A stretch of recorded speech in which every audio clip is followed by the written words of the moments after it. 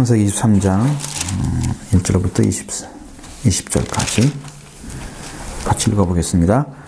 사라가 127세에 살았으니 이것이 곧 사라가 누린 횟수라.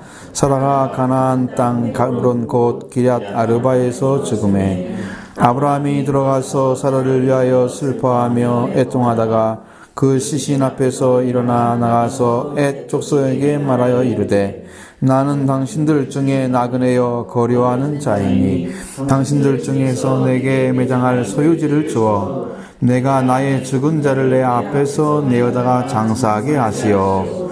헷 족속이 아브라함에게 대답하여 이르되 내 주여 들으소서. 당신 우리 가운데 있는 하나님이 세우신 지도자이시니 우리 묘실 중에서 좋은 것을 택하여 당신의 죽은 자를 장사하게 하소서. 우리 중에서 자기 묘실을 당신의 죽은 자 장사함을 금할 자가 없으리이다.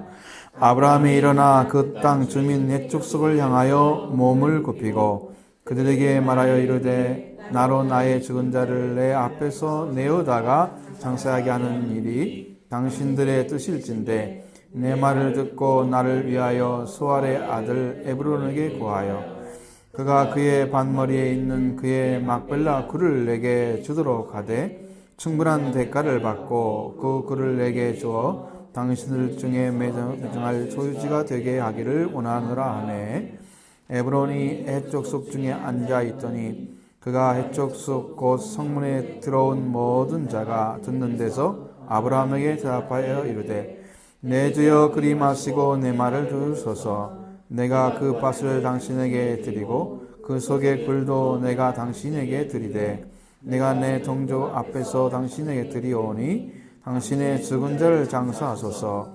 아브라함이 이에 그의 땅의 백성 앞에서 몸을 굽히고 그 땅의 백성이 듣는 데서 에브론에게 말하여 이르되 당신이 합당히 여기면 청하건대 내 말을 들으시오. 내가 그 밭값을 당신의 주이니 당신은 내게서 받으소서. 내가 내 자를 거기서 장사하겠노라. 에브론이 아브라함에게 대답하여 이르되 내 주여 내 말을 들으소서. 땅값은 은 400세겔이나 나와 당신 사이에 무슨 문제가 되리이까? 당신의 죽은 자를 장사하소서. 아브라함이 에브론의 말을 따라 에브론이 헷 족속이 듣는 데서 말한 대로 상인이 통용하는 은 400세겔을 달아 에브론에게 주었더니 마므레 앞 벳발라에 있는 에브론의 밭 그 밭과 거기에 속한 굴과 그 밭과 그 주위에 들린 모든 나무가 성문에 들어간 모든 헷 족속이 보는 데서 아브라함의 소유지로 확정된지라. 그의 아브라함이 아내 사라를 가나안 땅 마므레 앞 막벨라 굴에 장사하였더라. 마므르는 곧 헤브론이라. 이와 같이 그 밭과 거기에 속한 굴이 헷 족속으로부터 아브라함의 매장할 소유지로 확정되었더라. 아멘.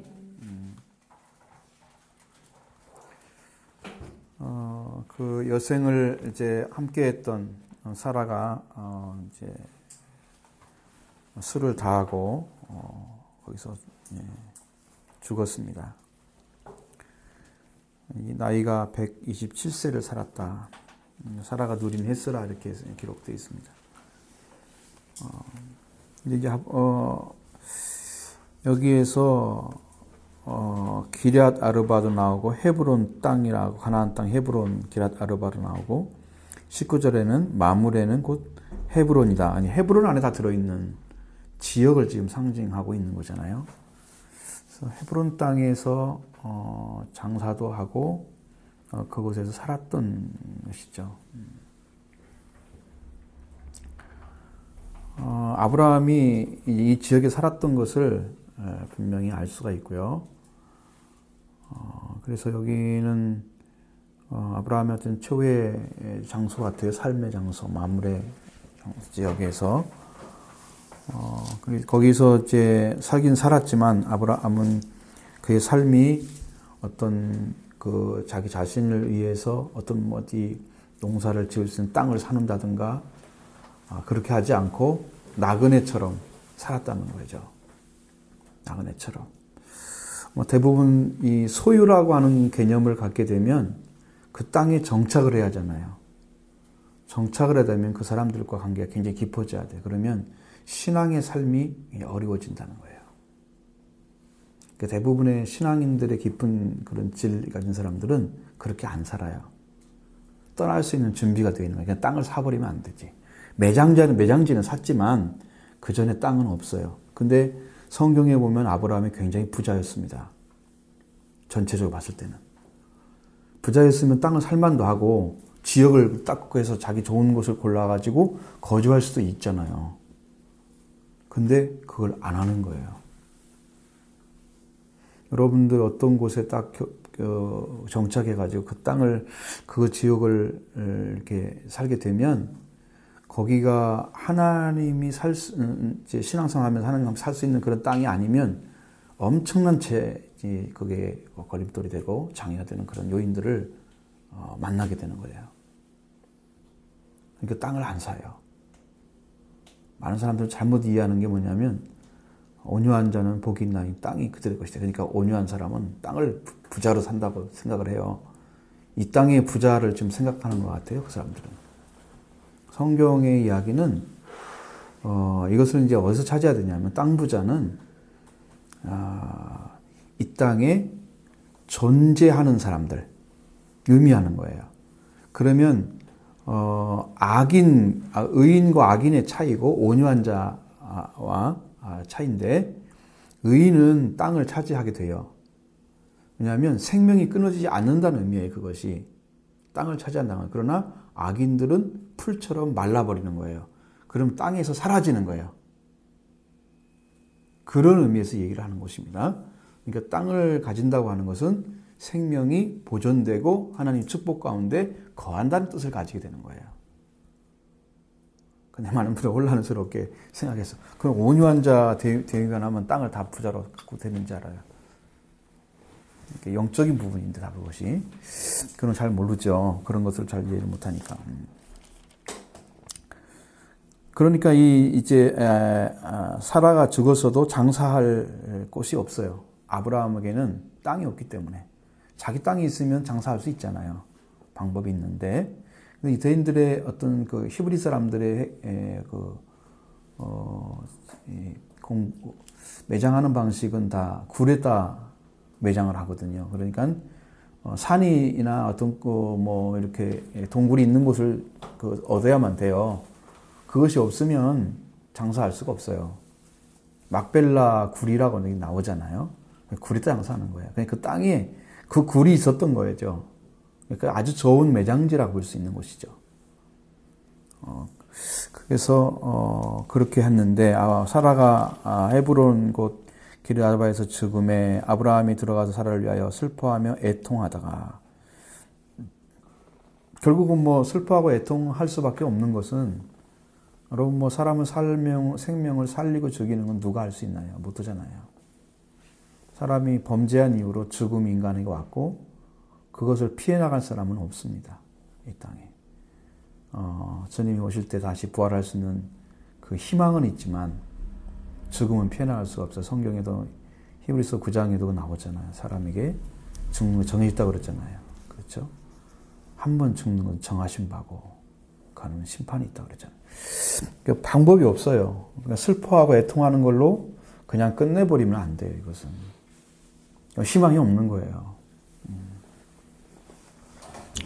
그러다가 이제 시신 앞에서 일어나서 해족서에게 가서 이야기하죠.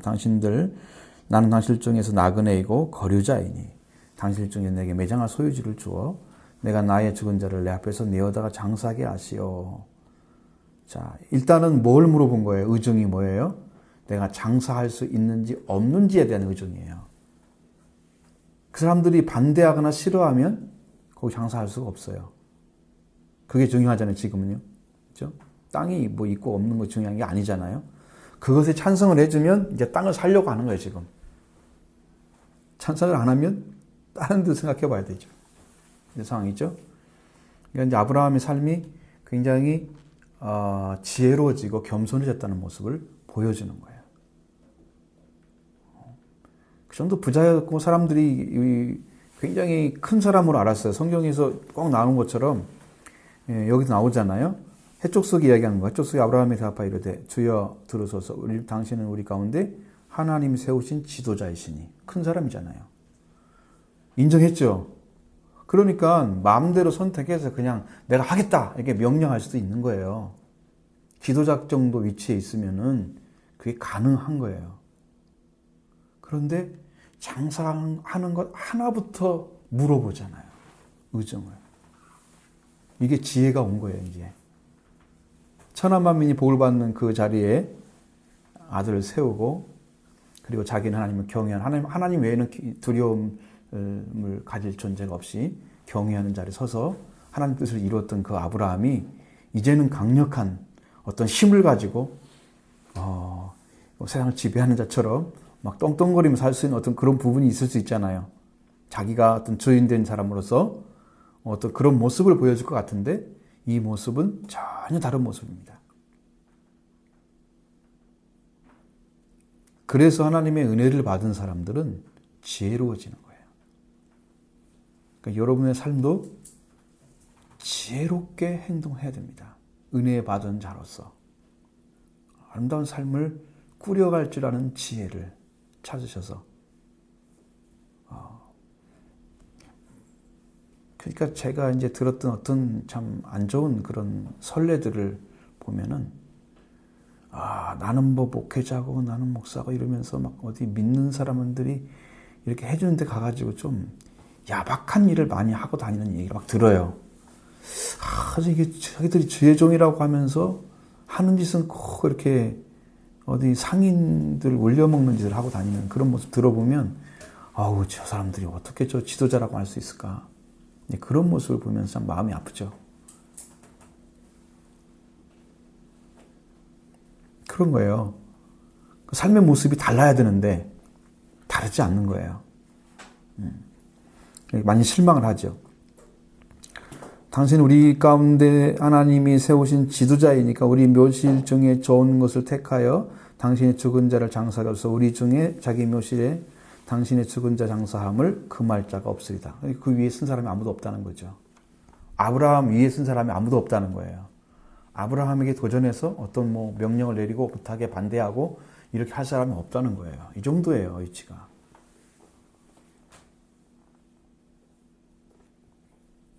여러분 같으면 어떤 게 지금 옳은 것 같아요? 아브라함이 지금 옳게 하고 있나요? 여러분 생각해도?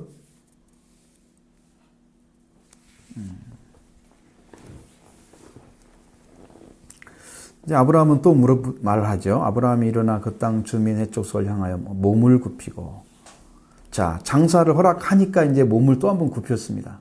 그렇죠?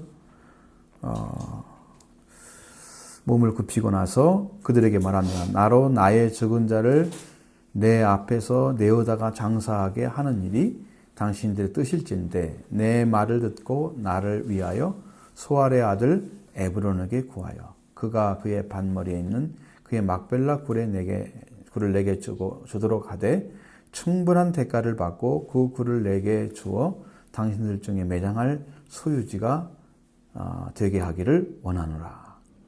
자, 그러면 지도자니까 이제 한 가지는 해결됐죠. 장사할 수 있도록 해결됐는데 그 다음에는 땅의 문제가 생기는 거예요.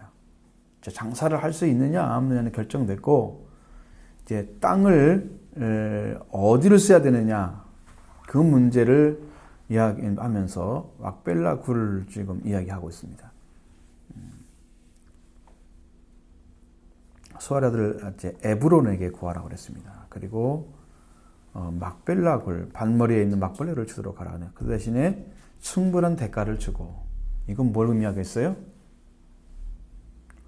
아무리 위치에 있는 사람이라도 그 땅을 소유하려면 대가를 치러야 되는 거예요. 자기 소유가 아닌 곳에 장사를 하는 것은 법으로 나쁘거나 잘못되거나 그럴 수는 않은 건데, 그러지 않은 건데, 대가를 치르고 쓰려고 하는 그 중심이 무엇을 의미하겠어요? 그 사람들이 가지고 있는 소유지를 인정해주고 그걸 또 사서 자기 걸로만 이렇게 사서 그래서 자기 매장지를 삼고 이건 관계가 아름답게 만들어지는 거예요. 그냥 공짜로 쓸 수 있잖아요. 그냥 쓰라고 하는데도 안 쓰잖아요. 근데 대가를 주고 사겠다는 거예요. 충분한 대가를 주고. 뭐 싸게 달라는 얘기가 아니에요. 충분한 대가잖아요.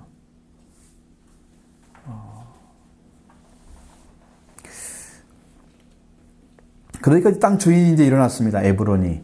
그렇죠?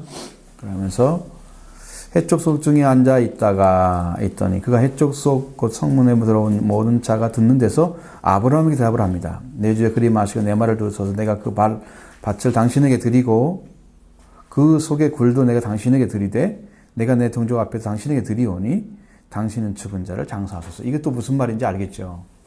그냥 쓰라는 거예요. 갖다가 내가 줄 테니까 그냥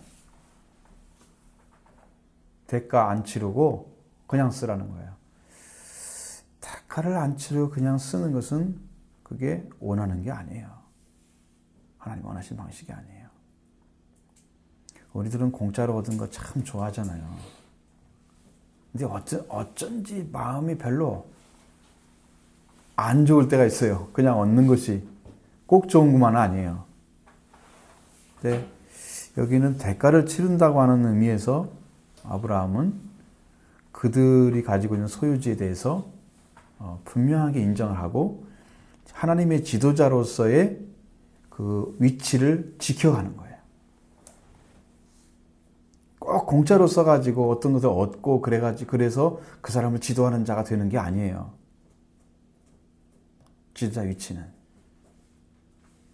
저도 이제 꼭 공짜를 싫어하는 스타일이 성격인데 그렇게 안 될 때가 많을 때가 있어요. 근데 그것을 분명히 해야 된다고요. 충분한 대가를 치르고 그렇게 해야 됩니다.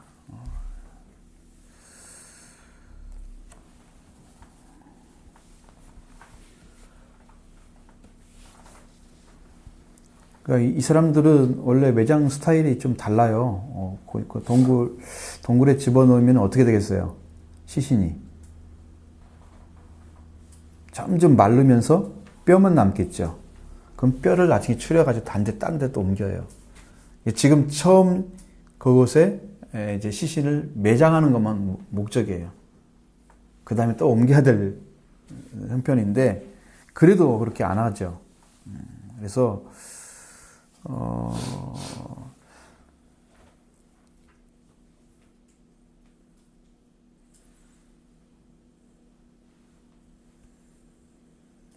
여기서 이제 준다고 하는 의미는 사실상으로는 우리나라 사람도 좀 친하고 뭐 그러면 그냥 써. 이렇게 말을 많이 하잖아요. 이게 어떤 거래의 방식 같아요. 제가 보기에도.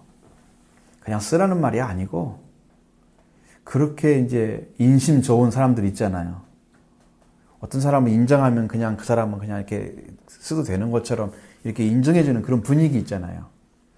그렇지만 실제로 그 거래가 딱 형성돼가지고 사지 않으면 그 사람의 것은 아니거든요. 그럼 언제라도 그 사람 마음이 변하면 불편한 관계가 만들어진다고요. 그때는 어떻게 할 거예요?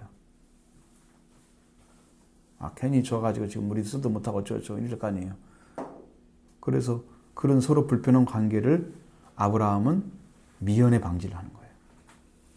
자, 대가를 치르지 않고 갖는 것은 관계가 깨어질 수 있다. 그래서 대가를 지불하는 거예요. 이게 지혜라는 것입니다.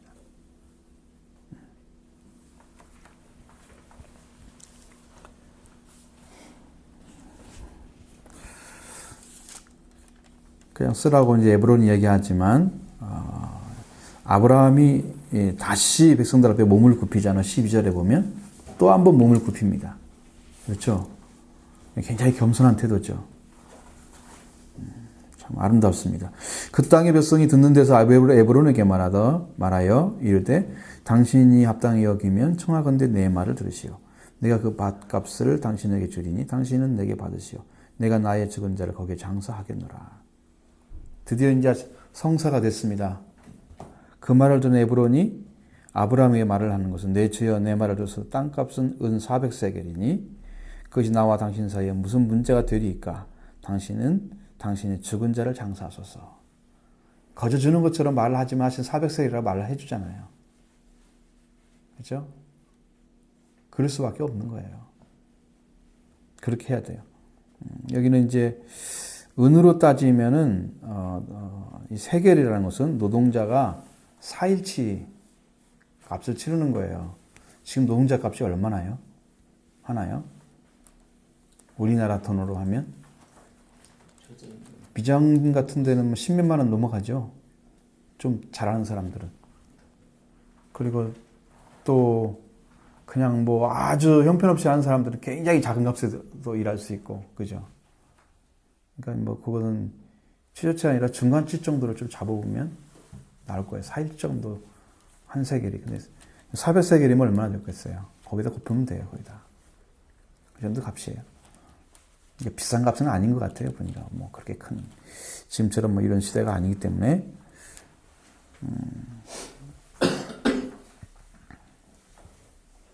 이게 은의 어떤 중량으로 따지면 4.5kg 정도 돼요. 쓴은만 4.5kg 정도 돼요. 그래서 그 가격을 매겨가지고 장사를 하게 하죠.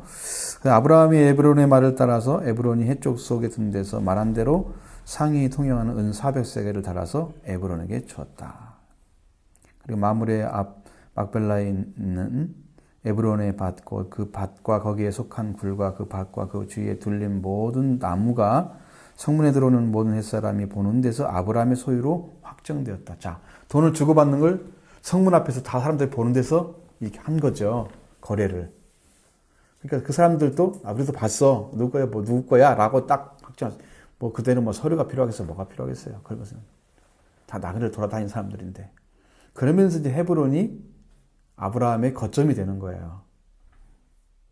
나중에 이삭을 장가 보낼 때나 뭐 이럴 때 그런 것도 다 이제 거기가 이제 중심이 되는 헤브론 땅이 확정됐잖아요. 우선 성문에 들어온 그리고 그 후에 19절에 그 후에 아브라함이 그 아내 사라를 가나안 땅 마므레 앞 막벨라 굴 앞 굴에 장사하였더라. 마므레는 곧 헤브론이라.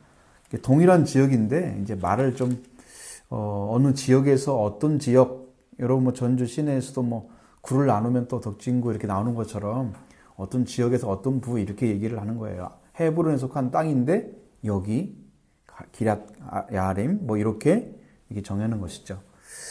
그런 성의 이름으로 생각을 하면.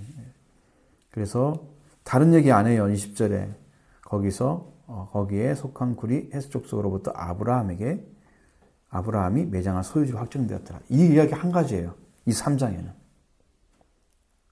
그런데 그 한 가지를 위해서 한 장을 소유를 했어요. 왜 이게 중요하게요? 여러분, 관계를 깨뜨리지 않는 물질 사용을 하시라는 거예요. 관계를 깨뜨리지 않는 물질 사용을 하시라는 거예요. 그냥 공짜로 가질 수 있잖아요. 하나님의 지도자이기 때문에. 막 그렇게 설명해주고 말을 해도 그게 아니고 나중에 관계가 그때는 좋을 수 있었지만 언제 사람의 관계가 바뀔 수 있잖아요. 그러니까 이것은 유대인들의 법이 아니고 그냥 이방인의 법이잖아요. 거기에는 대가를 치러주는 것이 옳은 거예요. 옳은 거예요.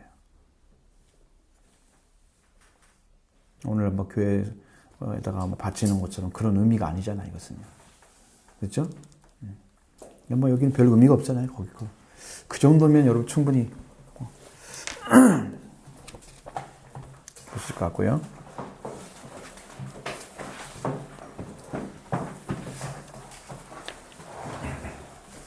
한번 보시죠. 야고보에서 아랑으로 그리고 하란에서 가나안 땅에 들어갔다가 그 후 애굽으로 다시 가나안으로 가기까지 아브라함이 거쳐온 인생길에 항상 함께 왔던 사라가 127세로 인생의 여로를 마치고 세상을 떠났다.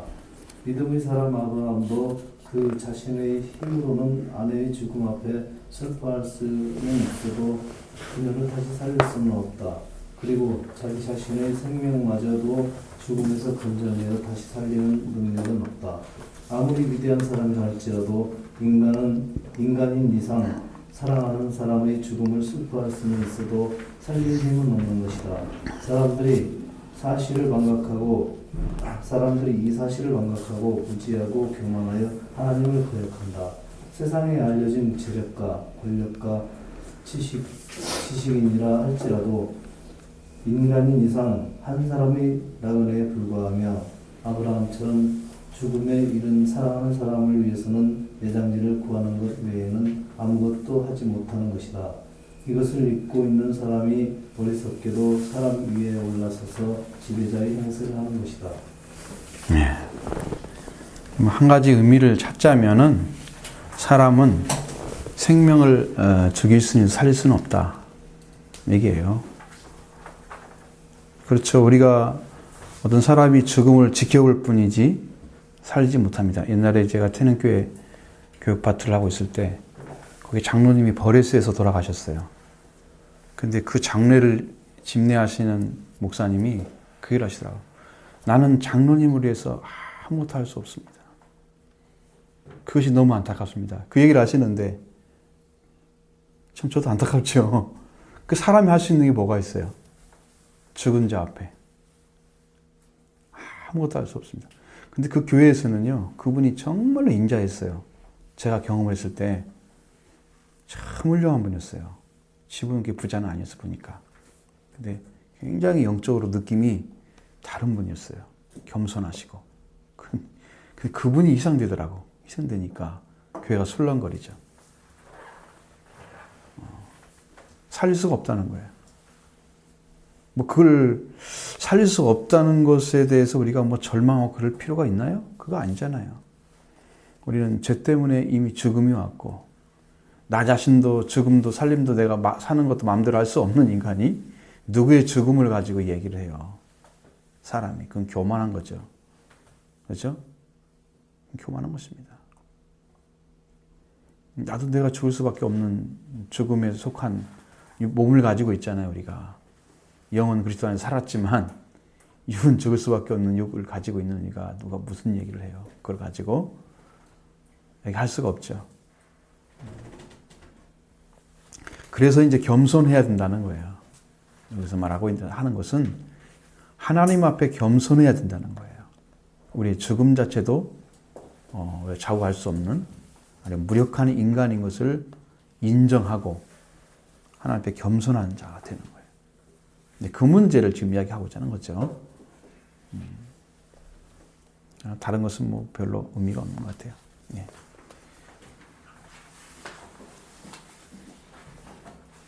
아브라함은 슬픔을 참고 시체 앞에서 일어나 해 족속에게 말했다.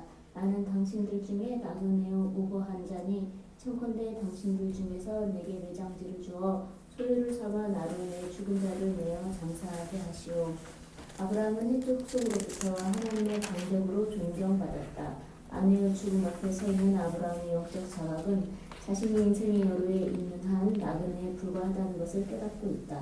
이러한 깨달음이 그에게 겸허한 마음과 인격을 갖게 했다. 하나님의 방백으로 존경받았지만 자기는 인생길을 걷는 한 나그네이고 사랑하는 아내가 앞서갔지만 아무런 대책을 세울 수 없는 자신의 무력함을 자각하고 있다. 시체를 매장하기 위한 묘지를 장만하는 일 외에는 아무 대책이 없다는 것을 알고 있다.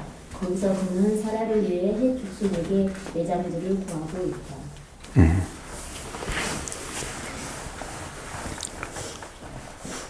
죽음 앞에 딱 섰을 때 여러분은 어떤 것이 더 지혜로울 것 같아요? 어떤 생각이 들어야 올바른 생각인가요?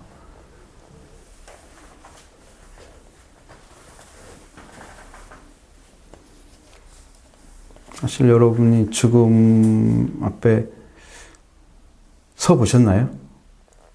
아직 안 서서 잘 모르시잖아요. 그 누구라 돌아가신 앞에 서 있었을 때 우리가 할 수 있는 게 뭘까?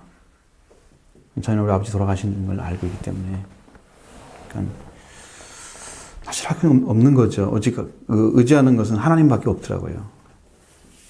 하나님이 다시 살릴 수 있는 길은 하나님 안에 살면 아버지가 살면은 나중에 이제 또 부활할 거니까 영적으로 이제 부활을 돼 있지만 부활할 거니까 이제 그 생각을 하게 됐죠. 그러면서 구원받는 과정들을 쭉 생각을 했어요. 참 어려운 삶을 살았는데 끝에는 그래도 구원으로 마무리를 지었구나. 그 한 가지가 가장 큰 위로가 되고, 그래서 눈물을 안 흘렸어요, 저는. 돌아가셨을 때. 너무나 평안하고 좀 그랬었던 분위기를 지금도 기억이 나거든요. 근데 거기서 얻을 지혜가 뭐냐면, 우리가 참으로 정말 어떤 죽음을 죽느냐. 많은 분들은 죽음 자체에 대해서 어떻게 죽어야 되는 좋은 죽음이다라고 생각을 하는데, 근데 어떤 죽음을 죽느냐 하는 것은 관계에 있어요. 관계에. 하나님과 관계에 있어요. 그러니까 근데 그 죽음 후의 삶에 대해서는 생각을 않고 어떻게 해서 죽으면 좋겠다 이런 것은 생각을 해요. 제가 깜짝 놀란 게 어떤 목사님들과 얘기를 하는데도 자기 부모님이 돌아가셨는데 그 죽은 후에 영적인 것은 전혀 관념이 없어요. 왜 저런 생각을 하고 사실까? 도대체 무엇을 가르치지 성도들에게 그러면? 그런 것을 굉장히 놀랐었는데, 여러분 죽은 다음에 그 죽은 사람이 어디에 살 것인가 관심이 없어야 되나요? 없을 수 있나요? 크리스찬이 아니라면 뭐 극락이라고 가라든가 뭐 그러겠죠. 그리고 반드시 그런 얘기를 해요. 어디 뭐 좋은 곳에 갔을 것이다. 꼭 이 사람은 살았을 때 참 선한 일을 많이 했기 때문에. 그러면서 그런 얘기 하잖아요. 죽음 후에 생각을 참 안 하는 것이. 그래서 가장 중요한 부분은 죽음 후에 그분이 어디가 있었을까, 어디 가서 계실까라는 생각을 해볼 때 그 생명에 대한 한 번 왔다 가는 건데 그 세상에 존재에다가 그 사람이 어디가 있었을까라는 생각을 하게 되죠.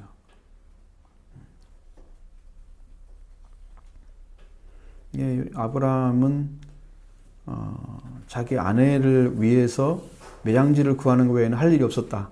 그것도 뭐 당연한 얘기죠. 뭐 다른 일 할 게 뭐가 있어요. 장사를 잘 해주는 것도 우리나라 풍습에도 좋은 것으로 생각하잖아요. 성묘를 잘했더니 집안이 폈더라, 뭐 이런 얘기. 그렇죠? 그런 풍습이 있을 수 있잖아요.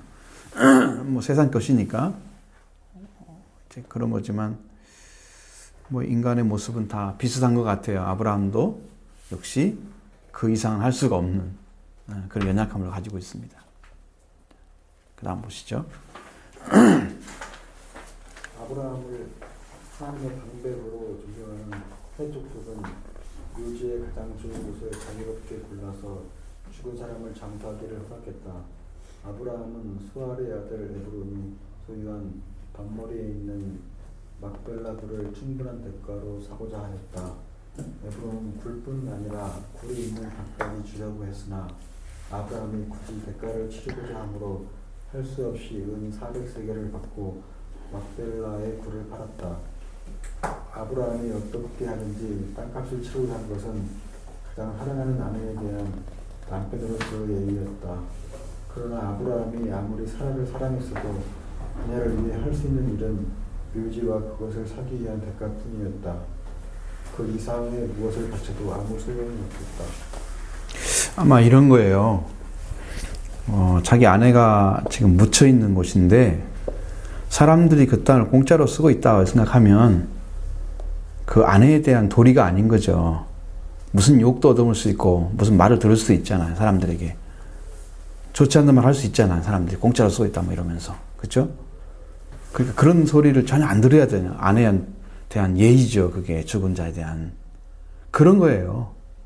그 정도. 뭐 다른 의미가 없죠. 그래서는 남편이 할 수 있는 어떤 도리 그 정도에서 죽은 자를 위해서 일을 하는 거죠. 그다음 보시죠. 사라의 시체는 막벨라 밭에 있는 굴에 장사 지냈다. 127년 세월의 태반을 함께하였던 사랑하는 아내 사라에 대하여 아브라함은 전력을 기울여 장사를 치렀을 것이다. 아무리 능력과 재력이 있는 남편일지라도 하나님의 방백이라고 불리우는 인격자였을지라도 인간인 이상 아내의 죽음 앞에서는 아무것도 할 수 없었다. 묘지 전체를 금으로 장식한다 해도 아무런 소용이 없는 것이다. 아브라함이 값을 치르고 그 땅을 소유했기 때문에 그 땅은 아브라함 자손들의 매장지가 되었다. 죽은 사람에게 필요한 것은 생명이지만 인간으로서 아내에게 생명을 줄 만한 힘이 그에게는 전혀 없었다. 그러나 우리들의 주인이시고 신랑 되시는 예수 그리스도는 사랑하는 사람을 굴 속에 장사하는 것이 아니고 굴 속에서 이끌어내어 영원히 사는 자가 되게 하기 위하여 자신의 생명을 대가로 치르셨다. 아내를 위하여 치르는 대가 400세겔과 이를 구원하시는 예수님의 생명, 이 비교할 수 없는 엄청난 사랑과 희생을 하나님께서 우리에게 주신 것이다. 예. 자, 그럼 뭐 묘지를 어떻게 했느냐라는 것도 그렇게 큰 의미는 없어요. 근데 이제 이것은 뭐에 대해서 의미를 두느냐 그러면 이것은 사람들에 관련돼 있죠. 사람들이 어떻게 볼 것인가라는 거. 부잣집인데 뭐 저래 이렇게 이런 식으로 하던가. 뭐 그래서 인간적인 부분이 이제 드러날 수 있는 거잖아요. 그런 부분들을 안 보이게 한 방식으로 할 수는 있겠죠. 근데 아무리 뭐 장사를 잘 치러도 장사를 잘 치렀다고 해서 그래서 죽은 자에게 어떤 뭐 다른 뭐 있어요? 이익이? 아무것도 없죠. 그러니까 그런 것은 또한 의미가 없습니다. 근데 우리는 영적 의미에서 이제 이렇게 얘기를 하지만 예수 그리스도는 죽은 다음에 장사됐어요. 그렇죠? 근데 예수님은 장사된 다음에 다시 장사된 거기서부터 살아나셨어요. 근데 우리는 매장지에다 장사를 지낼 수는 있어도 살릴 수는 없잖아요. 그것은 인간의 아무리 존귀하고 거룩하게 창조됐어요. 하나님을 만날 수 있고 하나님과 교제할 수 있고 하나님의 모든 지혜와 능력을 사용할 수 있는 그런 사람으로 창조됐는데 타락한 결과는 굴에 갇히는 거예요. 죽어서 굴에 갇히는 거예요. 그것이 인간의 마지막이에요. 그러니까 우리가 할 수 있는 일은 그거밖에 없죠. 그러니까 우리가 살릴 수 있는 방법은 뭐냐면 그 굴에서 살아나신 예수 그리스도 그분과 함께 사는 길밖에 없는 거예요. 우리의 소망은 뭐냐면 예수 그리스도밖에 없어요. 왜냐하면 우리는 죽은 자 가운데 살 수 있는 능력을 가진 분을 한 번도 만나보지 못했습니다. 근데 예수님은 그걸 가지고 계십니다. 예수님이 가지고 있는 능력은 죽은 자를 살리는 능력이에요. 우리는 산자도 죽이는 것이 인간의 가치 없는 능력이라면 예수 그리스도는 죽은 자를 살리는 생명의 그 권세를 가지고 계시는 능력이 있어요.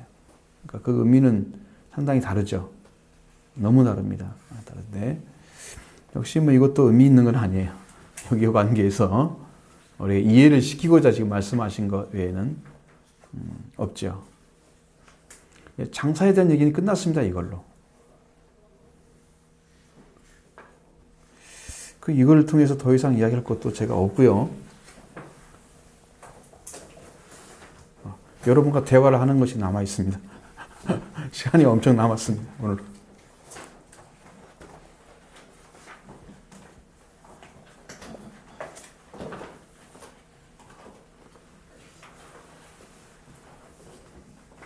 이것 외에 다른 거 질문하실 거 있으면 질문해 보시고 아니면. 천국 복음